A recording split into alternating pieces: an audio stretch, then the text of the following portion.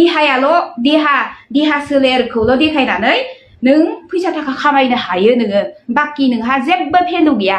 आङो दिनैहाय बुंगोन रंजालि ना मा होनो जेराव गावनि देहा सोलेरखौ देखाय फैसा थाखा खामायो बेखौ बुंगोन आरो गोसोआव लाखि। रंजालि ना संजालि आङो गेजेर नोंनि भिडिअ बायदिसिनाफोरखौ नायो खिन्थु मानसिनि कमेन्टखौ नायो सासेबो मानसिया नोंखौ मोजां कमेन्ट होआ दिसुन। माखौ लानानै नैबे जोंनि संसाराव मोखांखौ लानानै गावनि देहा सोलेर दिनैहाय नोंनियावल' बेफोरबायदि बेसादा गैया जोंहाबो दं सारा दुनियायाव जेमान हिनजाव माहारि दं बयहाबो दं। दिनै सासे बलिउडनि एक्ट्रिस नङा हलिउडनि एक्ट्रिस नङा टलिउडनि एक्ट्रिस नङा नों सासे just normal general middle class फेमिलिनि सासे हिनजाव गावनि मान गैया सनमान गैया देहा सोलेर सिङाव गानग्राखौ गाननानै फट' लायै फैसा थाखा खामायनाय एसे लाजिनो सोलों। मानसिया जोनोम जानाय लोगो लोगो नोंगौ गोरोन्थिखौ बयहाबो मावो खिन्थु नों बायदि देहा सोलेर देखायनानै गोरोन्थि मावाखै रावबो। गोरोन्थिया मोजां मोनलायनायावनो जा बायदिसिनायावनो जा बयहाबो मोनसे गोरोन्थि थायो खिन्थु नों बायदि मानसिया गावनि देहा सोलेरखौ देखायनानै सिङाव गानग्रा ब्राखौ गाननानै फट' लाहै गावनि फट'खौ भाइरेल खालामदावबाय थानायखाय बिराद गोसोआ आपडेट जायो आरोना नोंहा।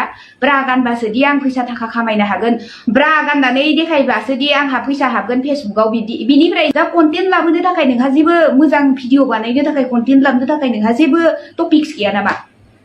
दिनै गावनि देहाखौ देखायब्लासोदि नोंहा ग्रथ जानो हागोन बियो नामा? खिन्थु नोंखौ मोजां नोजोरजों नाया रावबो मिथिबायना? हिनजाव माहारि हिसाबै नों गुसुं गान गोलाव गान नोंनि बाथ्रा खिन्थु सिङाव गानग्राखौ मानो गाननानै नोङो फट' लानानै हौवाफोरजों गाज्रि बुंजाबाय थायो एसे लाजिनो सोलों मिथिबाय?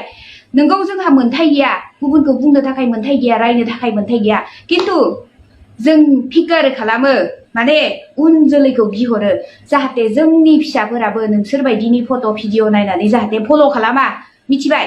समाजाव निउ जेनेरेसन गोदान हिनजावसाफोर फैबाय थागोन गाबोन सबनायानो नोंसोरबायदि गाज्रि आखल आखुनि भिडिअ बा फट' नायनानै नोंगौ बेफोरबायदि गानोब्ला जोमोब्ला जोंबो भिडिअ बानायनो हागोन बा जोंबो बेफोराव फैसा खामायनो हागोन होनना बयबो नोंबायदि गाज्रि आखुनि हिनजावनि आखलखौ बयबो फल' खालामगोन मिथिबाय? बेफोरबायदिखौ जों जाहोनो लुगैया।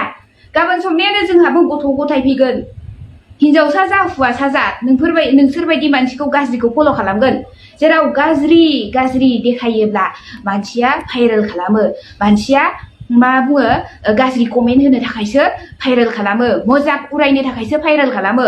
अब्ला मजाक उराय जाहै नोंनि जिबना मोनसे मोजां टाइटेल लानो हागोन नामा लाइफआव?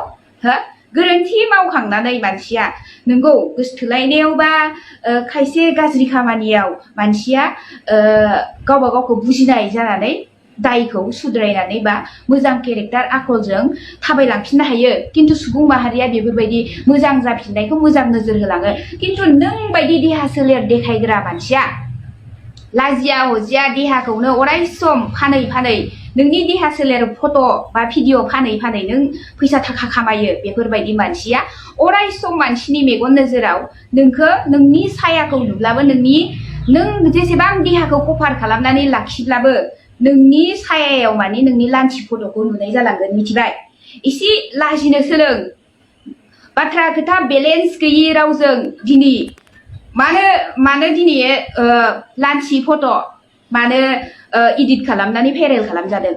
नोंनि आखल आखुआ बाराद्राय जालांबाय बिनि थाखाय दिनै हौवा माहारियाबो सहायनानैनो थानो हायाखै नोंखौ मिथिबाय?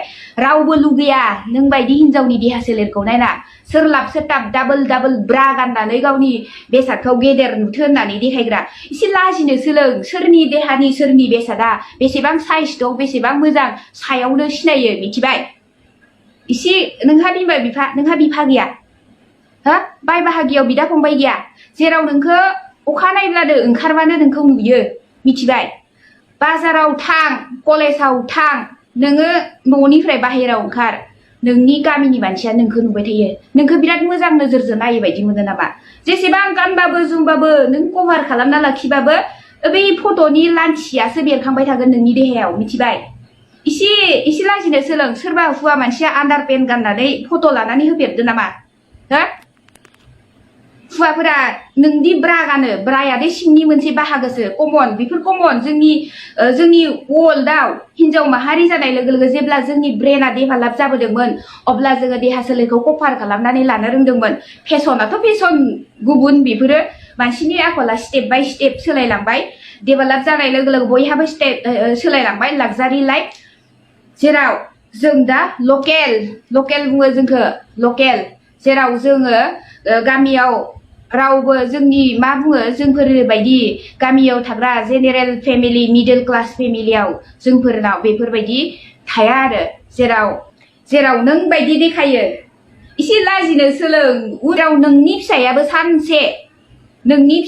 सानसे बेफोरबायदि लान्थि फट' होनानै भाइरेल खालामनानै लागोन अब्ला गोबां सुबुङानो नोंनि माथायाव सोगोन गोबां सुबुङानो नोंखौ बुंगोन अब्ला सानसे समाव जेब्ला नों मेसिउर जागोन अब्ला नोंहाबो बुजिनाय फैगोन मिथिबाय अब्ला गावनि देहा सोलेरखौ नायहै बा सानै सानसे समाव लाजिनाय फैगोन दा नोंहा थैया गरम नों जेबो मिथिया जेबो बुजिथ'वाखै गावालिया मानसि ब्रेनाव जेबो गैया नोंहा मान सनमानाथ' गोजाननि बाथ्रा जेब्ला नों सासे मेसिउर जागोन बुजिनाय फैगोन थैया लाथा खागोन अब्ला नोंनि देहा सोलेरखौ साननानै नोङो ओरैबायदि लाजिनाय फैगोन नोंनि महरखौ बिराद मोजां सानना लायो नामा नोङो सबायसिखौ टपा होलायनानै हो लासिं लाजिनो सोलों नोंनिख्रुइ साबसिन 3 गुन बारा समायना सिख्ला दं नोंलाय मा गोग्लैसोनाय दिनै राव बाथ्राफोरानो सासे टेलेन्ट गोनांनि नोंखाथारा जास्ट